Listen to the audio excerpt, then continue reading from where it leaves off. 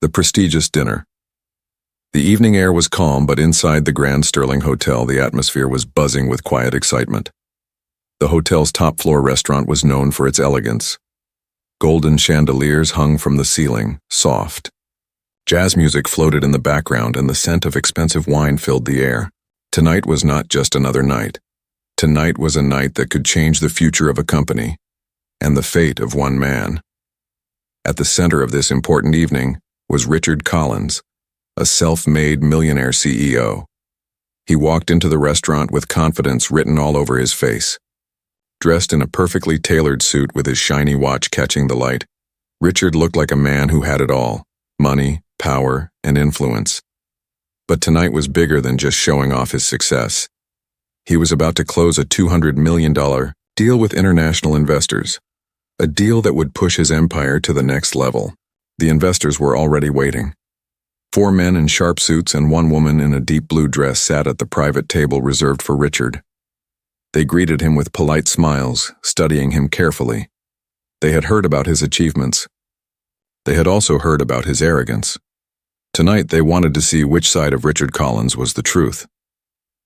Richard shook hands firmly, giving each person the same wide smile he had practiced for years. He was charming when he wanted to be. He knew exactly how to impress. His voice was smooth, his posture strong, his words chosen carefully. "Ladies and gentlemen," he said, "tonight, let us not only talk business but also enjoy the finest experience this city has to offer." The investors nodded politely. The dinner began. The restaurant staff moved like dancers on a stage, delivering food and wine with precision. At the head of their team was a young black waitress named Angela. She wore the restaurant's crisp uniform, her hair tied neatly back, her smile warm but a little nervous. This was not just another night for her either. She had been assigned to serve the most important guests of the evening, and she wanted to do her job perfectly. Angela needed this job. She worked double shifts to help her younger brother through school and to support her mother, who was sick. Life had never been easy, but she carried herself with quiet strength. She believed in treating every guest with respect, no matter who they were. As she approached the table, balancing a tray of glasses, she felt the weight of every eye in the room. The CEO, the investors, the other guests, it seemed like the whole world was watching. She took a deep breath and focused. Richard noticed her as she placed the first glass on the table. For a moment, he barely paid attention. To him, she was just another waitress, another face he would forget by tomorrow. But to Angela, this was a chance to show she was capable, professional, and proud of her work. The investors continued their small talk, asking Richard questions about his company, his strategies, and his vision for the future. He answered confidently, his voice rising above the music. He boasted about profits, new projects, and his unmatched leadership. Every sentence was designed to impress. Angela returned with a bottle of wine, chosen from the CEO's private selection. She carefully poured into each glass, her hands steady, her eyes focused. The investors watched quietly, waiting for the service to be complete before they continued their questions. But in that delicate silence, something shifted. Angela placed the last glass on the wrong side of the table, barely an inch from where it should have been. To most, it was a small detail, nothing more than a simple mistake. To Richard, however, it was a chance to show his authority. He noticed it instantly. His smile faltered. His eyes narrowed. The investors didn't react. They barely noticed the glass. But Richard leaned back in his chair, folding his arms, watching Angela like a predator eyeing its prey. He stayed quiet for now, but his ego had been touched. Angela, unaware of what was coming, gave a polite nod and stepped back. She was relieved she hadn't dropped anything. She thought the service was smooth. To her, it was just one more moment in a long shift. The investors returned to their questions. They were curious about Richard's leadership style. "How?" one asked. "Do you manage such a large team and keep them motivated?" Richard grinned, proud of the question. "Simple," he said. "I demand the best. Perfection. No excuses. That is how you build greatness." As he spoke, his eyes drifted back to Angela, still moving between tables. His words weren't just for the investors, they were a warning. The room continued to glow with elegance. The chandeliers sparkled, the music played softly, the glasses clinked as toasts were made. But beneath that beauty, tension was quietly building. No one at the table knew it yet, but one small moment, one tiny act of disrespect, was about to change the course of the evening, the deal, and Richard's entire career. For now, though, everything looked perfect. The prestigious dinner was only just beginning. The waitress Angela had worked in the Grand Sterling Hotel for almost 2 years, but she still felt a nervous flutter in her stomach whenever she entered the dining hall. The place wasn't just a restaurant, it was a world of wealth and power, a world far removed from her own. Every crystal glass, every polished spoon, every smooth marble tile seemed to remind her that she didn't belong here. And yet this was her place of work, the job she relied on to pay her family's bills. Angela was 25 years old with a gentle face and eyes that carried both kindness and quiet exhaustion. She had learned to smile through long hours and aching feet. She had also learned to carry trays with elegance, to remember orders with precision, and to keep her voice steady even when guests treated her harshly. Tonight, though, she felt a special pressure. The manager had pulled her aside earlier that evening and whispered, "Angela, the CEO at Table 6 is one of the richest men in the country. He's closing a big deal tonight. Don't make mistakes. Do your best." Those words echoed in her mind as she tied her apron and smoothed down her uniform. She had promised herself she would not let nerves get in the way. She would serve with dignity. But outside of her work, Angela's life was nothing like the polished world of the Grand Sterling. She lived in a small apartment with her younger brother, Jamal, who was only 16. Their mother, once strong and hardworking, had fallen ill and could no longer keep a job. It was Angela who had stepped in, working double shifts, sometimes skipping meals so Jamal could eat. She carried the weight of responsibility quietly, never letting it show when she was at work. Her colleagues admired her patience. Customers often praised her warmth, but the truth was, Angela often fought a hidden battle against doubt and fatigue. Still, every day she reminded herself why she kept going. For Jamal, for her mother, and for the dream that one day, life would be better. Tonight, as she prepared to serve the CEO and his investors, she reminded herself once again, stay calm, stay respectful, do your best. When she walked into the dining hall carrying a tray of glasses, her heart beat a little faster. She saw Richard Collins, the Millionaire CEO, sitting tall at the table. His presence filled the room. Even from a distance, Angela could sense his authority. His voice was confident, his laugh louder than the others. He looked like a man used to being obeyed. Angela approached carefully, setting down each glass with precision. She kept her smile gentle, though her palms were slightly damp. The investors barely looked at her, too busy listening to Richard's stories of success.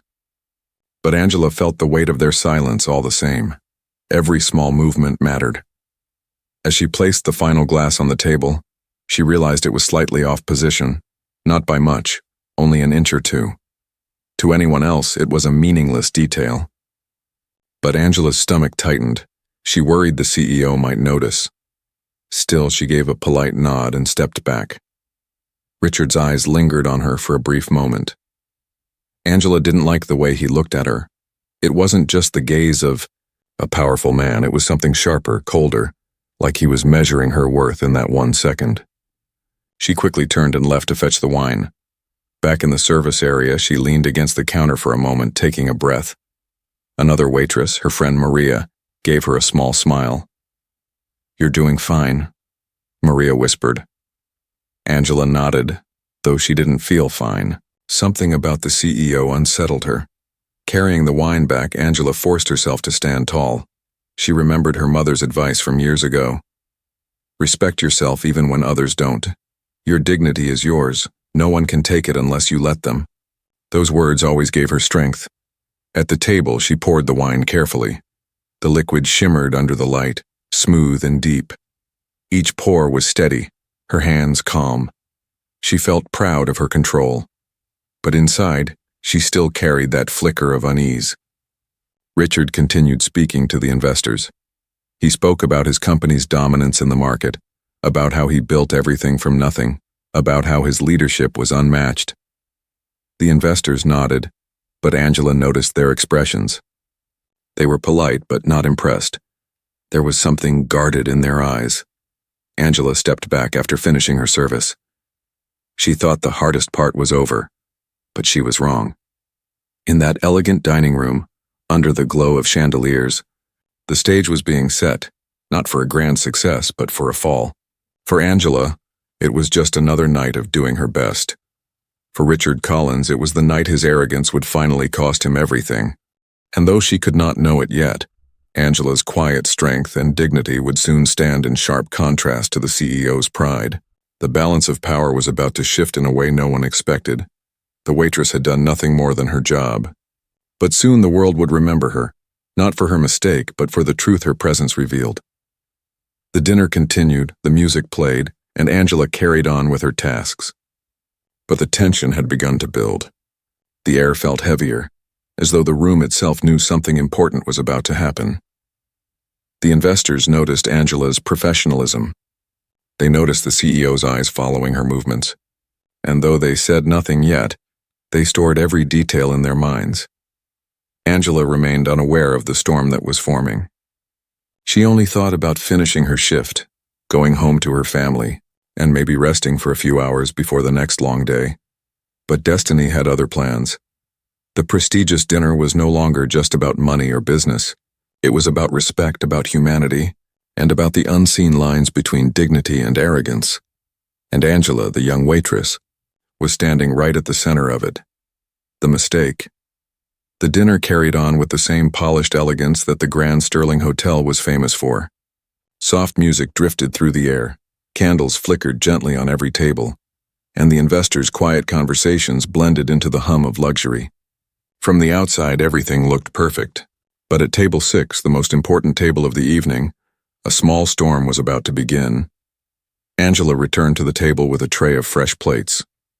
She walked carefully, balancing the dishes with the ease of someone who had done this 1,000 times before.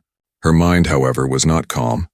She kept replaying earlier moments, how the CEO's eyes had studied her, how the investors had seemed more curious about him than impressed. Still, she reminded herself, focus, do your job well. The investors asked Richard questions about his leadership. They wanted to know how he kept his employees loyal, how he built his company's culture. Richard leaned back with confidence, answering in long speeches, his tone dripping with pride. Perfection, he said, tapping the table lightly with his finger. That is my rule. I don't accept mistakes. When people work for me, they know, do it right the first time or don't do it at all. The investors nodded, though their faces revealed little. Angela stepped forward, setting down the plates. A roasted lamb, steaming and rich with herbs, landed before one investor. Another received grilled salmon with lemon glaze. She moved with precision, trying to keep her hands steady. But as she placed the final plate, her sleeve brushed against a wine glass. It was only the slightest nudge, but enough to tip the glass. Red wine spilled across the tablecloth, spreading quickly like a dark stain. Angela froze. Her breath caught in her throat. She reached for a napkin, whispering apologies, her face flushed with panic. I'm so sorry, sir. I'll fix this right away. The investor whose plate had been touched smiled kindly. It's fine, really. Just an accident. But Richard Collins was not smiling, his jaw tightened. His hand clenched into a fist on the table. He stared at the spreading wine stain as though it were a personal insult. Slowly his eyes lifted to Angela, and for a moment the room seemed to go silent. Angela kept dabbing at the tablecloth, her hands shaking slightly. She knew accidents happened, she had seen them before, even caused them before. But the way the CEO's eyes burned into her made this mistake feel far heavier than it was. Richard leaned back in his chair, his voice cutting through the quiet. Unbelievable, he muttered, just loud enough for the table to hear. Angela froze again. She looked up, her lips parting as though to apologize once more, but the words stuck in her throat. The investors exchanged glances. One of them raised his eyebrow, clearly uncomfortable. Another sipped his wine, pretending not to notice the tension. Angela tried to recover, She bowed her head slightly, speaking in a calm voice. "Sir, I'll replace the cloth right away." "Please allow me," but Richard cut her off. His tone was sharp like a blade. "Do you know how much this dinner costs? Do you know how important tonight is?" Angela's cheeks burned.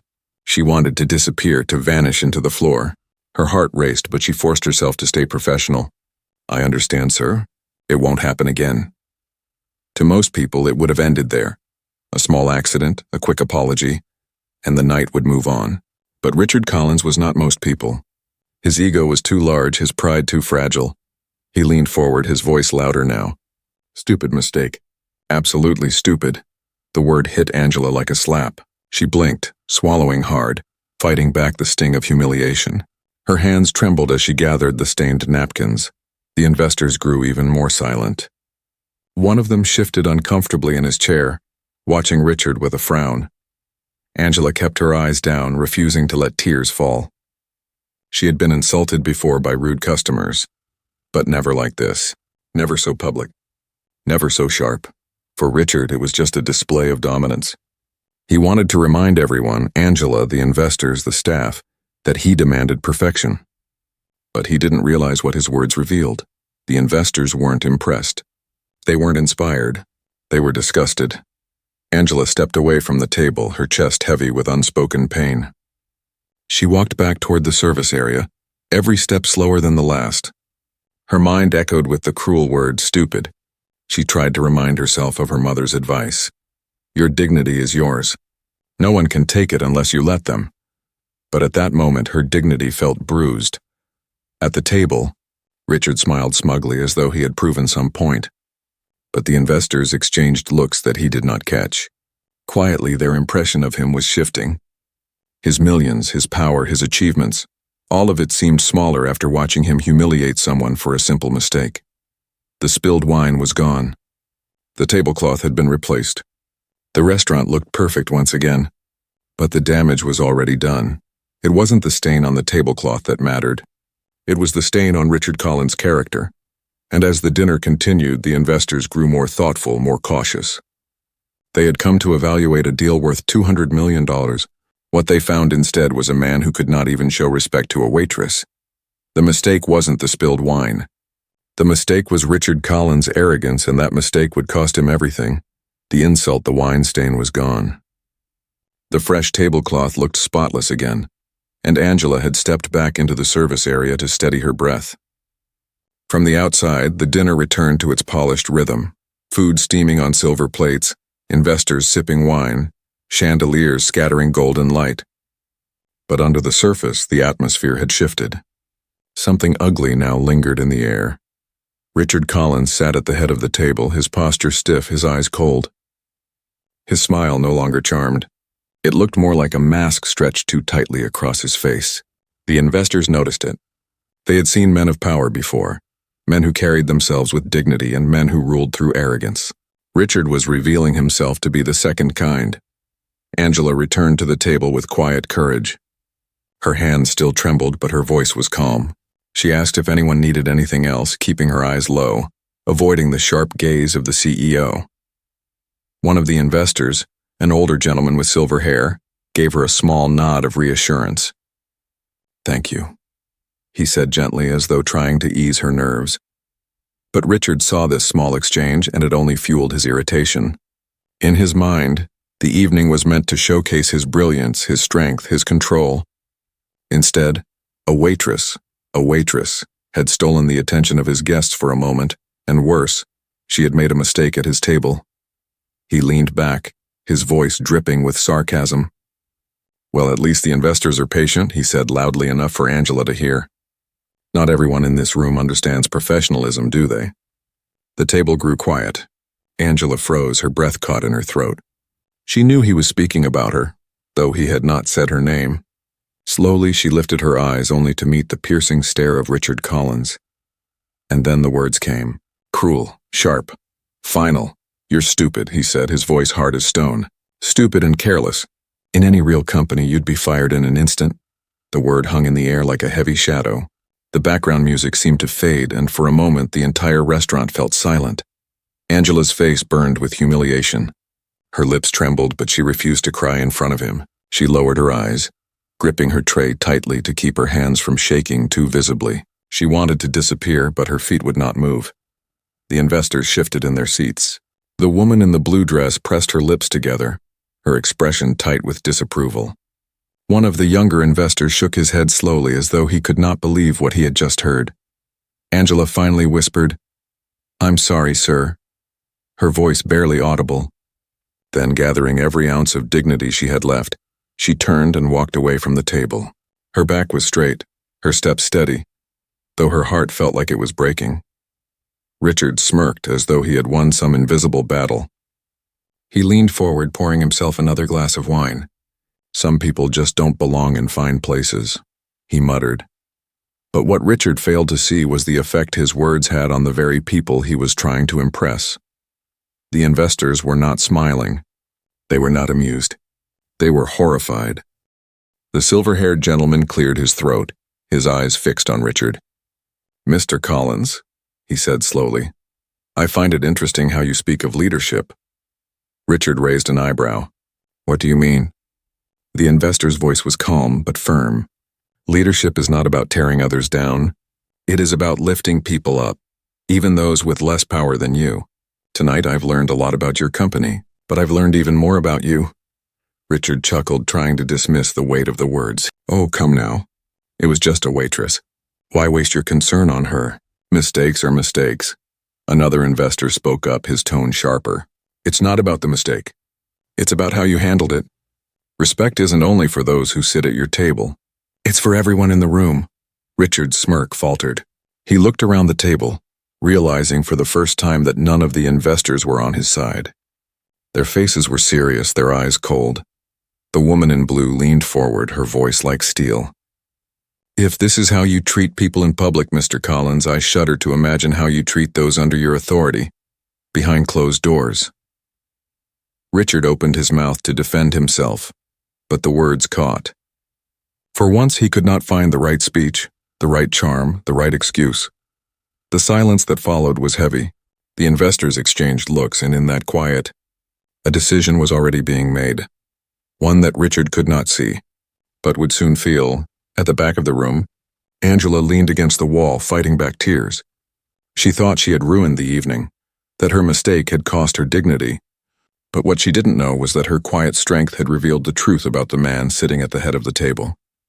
The insult was not just an attack on her. It was a mirror showing everyone who Richard Collins really was, and the investors, people who valued integrity above numbers, were not blind. The insult that Richard thought would make him look powerful had done the opposite. It had exposed his weakness, and in that moment the $200 million deal began to slip away. The turning point. The room was still heavy with silence after Richard's cruel insult. Angela had stepped away, holding on to her dignity, but the echo of his words, stupid and careless, still lingered. To Richard, it was just a moment of irritation, a way to display his authority. But to the investors, it was the moment that revealed everything about the man they were considering trusting, with $200 million. The dinner resumed, but it no longer felt the same. The laughter was gone, the warm energy drained. The investors picked at their food politely, but their eyes often shifted to one another, communicating silently. Richard noticed the change but misread it. He believed they were deep in thought about the deal, impressed by his boldness. He leaned back in his chair, confident, talking again about his company's profits, about expansion, about being the only leader capable of such vision. But the investors weren't listening with admiration anymore. They were listening with suspicion. The silver-haired gentleman, who had earlier defended Angela with a glance, finally placed his fork down. His voice was calm, but it carried authority. "Mr. Collins," he said, "you spoke of perfection earlier. That mistakes are not allowed in your company. But let me ask, do you allow mistakes from yourself?" Richard blinked, caught off guard. He forced a chuckle. "Of course not. That's why I'm successful. I don't make mistakes." The investor's expression didn't change. "Interesting. Because from my perspective, humiliating a waitress in front of us tonight was a very big mistake." The table grew tense. Richard's smile faltered, but he quickly forced it back. "You're overreacting," he said. She was careless. "This is business." We can't afford weakness. The woman in blue leaned forward. No, she said firmly. You can't afford arrogance. Respect is not weakness. A leader who cannot show basic decency is not a leader we can trust. Richard's eyes narrowed. His voice dropped lower, more defensive. You're judging me over a waitress, a nobody? With respect, that is ridiculous. The younger investor spoke up, his tone sharp. A nobody? That young woman works hard, probably harder than most people in this room, and you call her stupid because of a glass of wine? If that's how you see people, then what would you do to employees who make bigger mistakes? Or to partners who disagree with you? Richard's face reddened. He glanced around, realizing that every investor at the table was against him now. His arrogance had turned into isolation. The silver-haired investor leaned back, folding his hands. Business is not only about numbers, Mr. Collins, it is about trust. About character.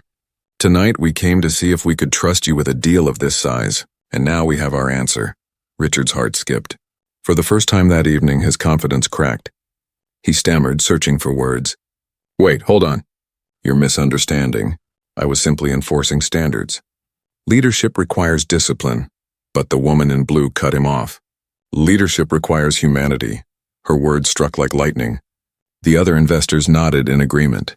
For the first time, Richard realized he was losing control of the room. He sat forward, his hands gripping the table. You can't be serious. You're going to throw away a $200 million deal over a waitress? Over a spilled glass of wine? The younger investor looked him directly in the eye. No, we're walking away because of you, because you showed us who you really are. The silence that followed was deafening. Richard's chest tightened. He tried to speak again, to recover, to charm, but nothing came out right. His power, once so commanding, had slipped through his fingers. At the edge of the dining room, Angela stood quietly watching. She didn't know the details of the deal, didn't know the numbers being discussed, but she could feel the shift in the air. The insult that had crushed her dignity was now crushing Richard's empire. The investors pushed their chairs back. One by one they stood, gathering their coats and briefcases. The silver-haired gentleman gave Richard one last look. His voice was calm, final. We invest not only in businesses but in people. And tonight you proved you're not the kind of person we can stand beside. And with that they turned and walked away. Richard stood frozen, his mouth open, his hand still gripping his glass of wine. The dining hall seemed to tilt around him. Waiters whispered quietly in the background. Other guests glanced over curiously, but all Richard could see was the empty space where his investors had sat. $200 million. Gone in a moment. Not because of a business error, not because of numbers, but because of his own pride. Angela, still holding her tray, felt a strange mix of emotions. Part of her was shaken, hurt, humiliated, but another part of her felt a quiet strength. She had not raised her voice. She had not fought back. She had simply stood with dignity, and that had been enough to reveal the truth. The turning point had come, not with contracts or negotiations, but with a single word spoken in arrogance. And in that instant, everything changed. Richard Collins walked into the dinner as a powerful man about to become even richer. But he would leave it as something else entirely, an example of how pride can destroy everything in a single night. The fallout Richard Collins remained seated, stunned as the investors walked away from the table. Their footsteps echoed against the marble floor, sharp and final, like the closing of a heavy door. For a man used to commanding attention, to having people bend toward his influence, the sight of them leaving without hesitation was unbearable. $200 million. Gone. The restaurant around him carried on as if nothing had happened. Waiters continued to serve. The pianist played softly and other guests laughed at their tables. But at table 6, the illusion of power had shattered. Richard's mind raced. This can't be happening. Not to me, not here. He clenched his jaw, telling himself that he could fix it, that he could call them tomorrow, explain everything, twist the story in his favor. But deep down he felt a new kind of fear, the kind that whispered that his empire was no longer untouchable. Angela, standing near the back, saw his face pale. She had expected him to lash out again, maybe shout, maybe storm away, but instead she saw something different. For the first time since she had met him, Richard Collins looked small. The investors moved through the lobby, their voices low but firm. One of them pulled out a phone immediately, sending a message. The silver-haired man muttered, We can't tie ourselves to someone like that. Not with so much on the line. Another agreed. Arrogance is dangerous. He'll destroy his own company. Within minutes, the news of what had happened began to spread. Not on the internet yet, but through whispers, through staff, through people who had watched the exchange. The waiters spoke quietly among themselves. Did you hear? The CEO lost the deal because of the way he treated Angela. Word traveled quickly through the kitchen, then to the hotel staff. Soon almost everyone working that night knew. Angela tried to stay calm, to continue her duties, but inside her heart was heavy. She hadn't wanted this. She had only wanted to do her job, to finish her shift, and to go home to her brother and her mother. But she also couldn't deny the strange sense of justice that lingered. For once, someone powerful had been held accountable. Richard finally stood, his chair scraping loudly against the floor. He straightened his suit jacket, pretending to adjust his cufflinks, as though the departure of his investors meant nothing. But his mask of control was cracking. He stormed past the other diners, not daring to meet their curious eyes. In the lobby, he pulled out his phone and dialed his assistant. "Get them back," he hissed. "Call them. Tell them it was a misunderstanding." But the assistant's nervous voice only made him angrier. "Sir, I'll try, but—" They left very upset. They don't want another meeting. Richard cursed under his breath, slamming the phone shut. He strode out of the hotel, but the truth followed him into the night. His arrogance had cost him more than a deal. It had cost him his reputation. Meanwhile, Angela finished her shift quietly. Maria, her friend, squeezed her hand. "You were brave," she whispered. Angela shook her head. "I wasn't brave. I just tried not to cry." But Maria smiled softly. Sometimes that is bravery. When Angela finally walked out into the night air, she looked up at the sky. She thought of her brother, waiting for her at home. She thought of her mother, who always told her to hold her head high. She realized she hadn't lost her dignity that night. If anything, she had found it stronger than before. By the next morning, the story had already begun to spread online. A diner who had witnessed the scene posted about it on social media. "Millionaire CEO insults waitress, loses investors instantly." The post caught fire. Soon thousands were sharing it. By the end of the day, news outlets were calling it the 200 Millionaires insult. Richard tried to control the damage. He held press conferences, issued statements, even tried to paint himself as the victim of overreaction. But the world was no longer listening. Videos surfaced from other employees, stories of his arrogance, his harsh words, his cruel behavior. One by one, people stepped forward, and the image of the powerful, untouchable CEO began to collapse. Shareholders grew restless. The board of directors began to question his leadership. Stocks fell. Richard Collins, the man who once walked into restaurants with his head high and his pockets full, was suddenly scrambling to hold on to the very empire he had built. And all of it began with a single word. For Angela, life did not change overnight. She still worked long hours, still cared for her family, but strangers began to recognize her. Some called her the waitress who stood with dignity. Others said she reminded them that respect was more valuable than wealth. She received letters, messages, even job offers from people who admired her composure, but Angela never let it get to her head. To her, it wasn't about fame. It was about the truth that every person deserves respect, no matter who they are. The fallout from that night reached far beyond the walls of the Grand Sterling Hotel. It rippled through Richard's company, through the business world, through ordinary people who read the story and felt a spark of justice. And in the end, it was clear, the deal wasn't lost because of a waitress's mistake. It was lost because of a CEO's arrogance. The fallout was only beginning. But for Richard Collins, the lesson would come too late. The aftermath, by the time the sun rose the next morning, the world was already talking.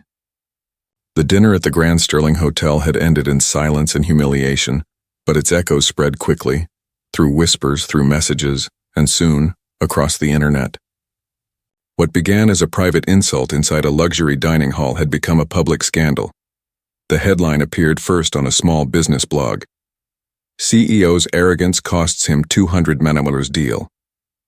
Within hours, larger outlets picked it up. The story was retold in dozens of ways, but the heart of it never changed. Richard Collins, the millionaire CEO, had called a black waitress stupid in front of international investors. and they had walked away on the spot. The public reaction was swift.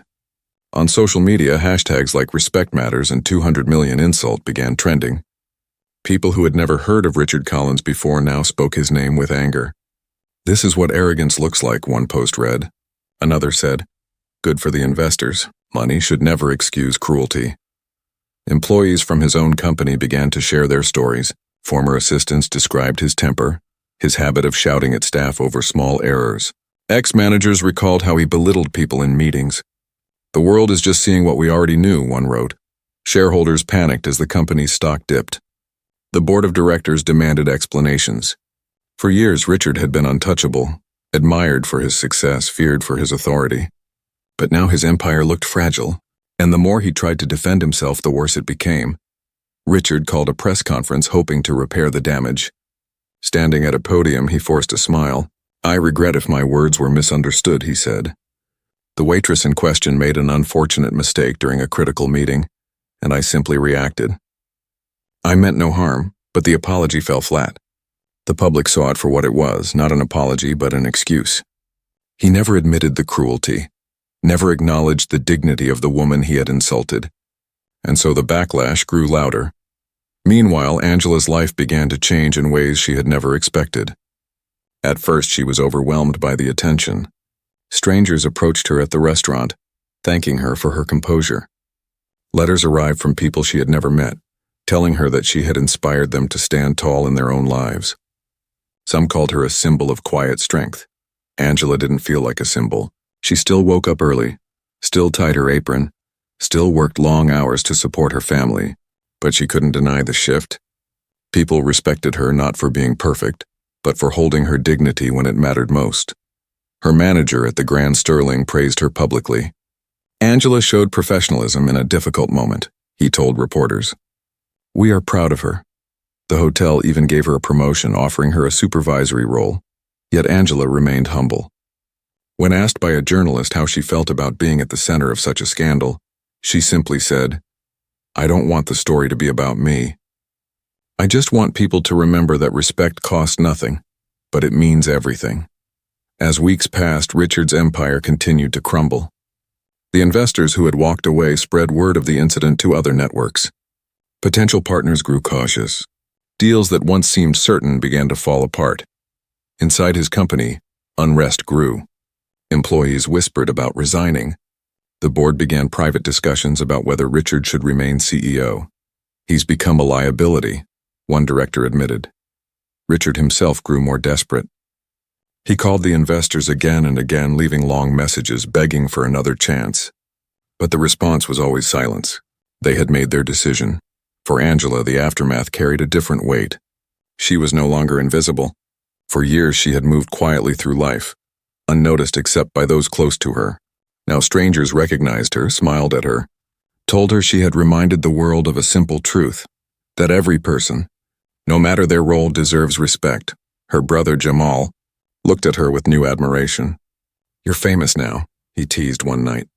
Angela laughed, shaking her head. "Not famous, just noticed." But inside, she felt something she hadn't felt in a long time: pride. The aftermath of that night had turned Richard's arrogance into his downfall, and Angela's quiet dignity into her strength. The investors who had walked away didn't just save their money, they made a statement. They showed that character mattered more than profit, and the world listened. Richard Collins once thought he was untouchable. But in the end, his empire was shaken not by a competitor, not by market failure, but by his own words, and Angela, the waitress he had tried to humiliate, became the mirror that revealed his true self. The aftermath was clear. Money can build an empire, but respect sustains it.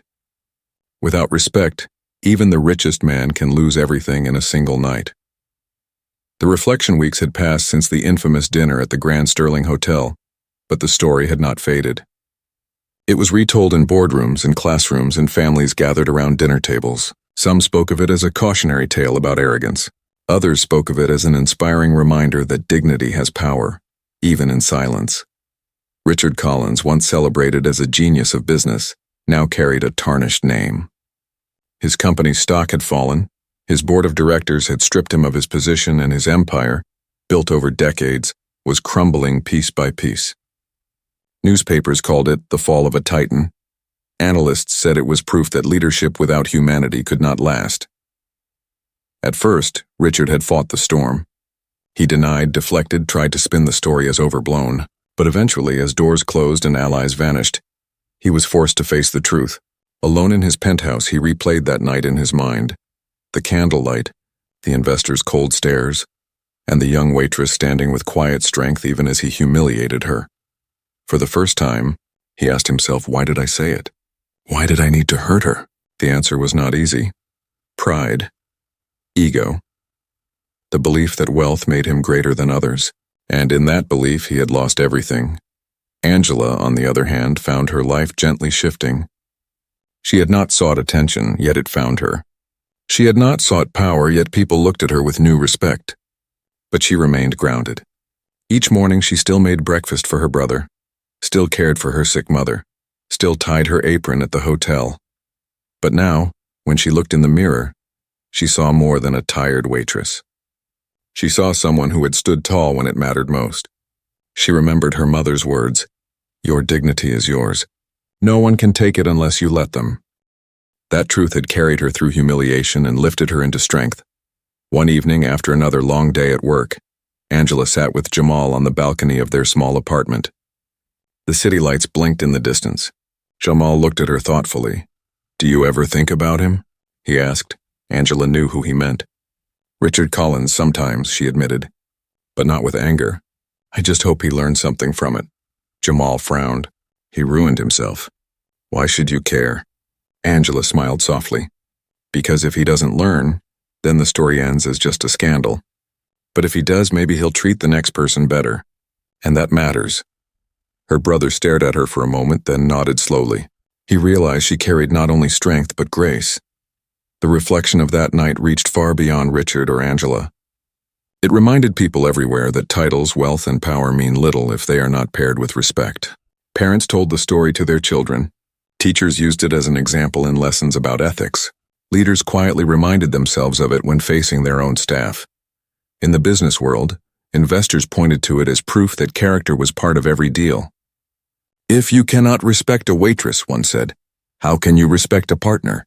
A client? A shareholder?" And so the $200 million deal that had collapsed became more than a headline. It became a symbol. For Richard, the reflection was painful.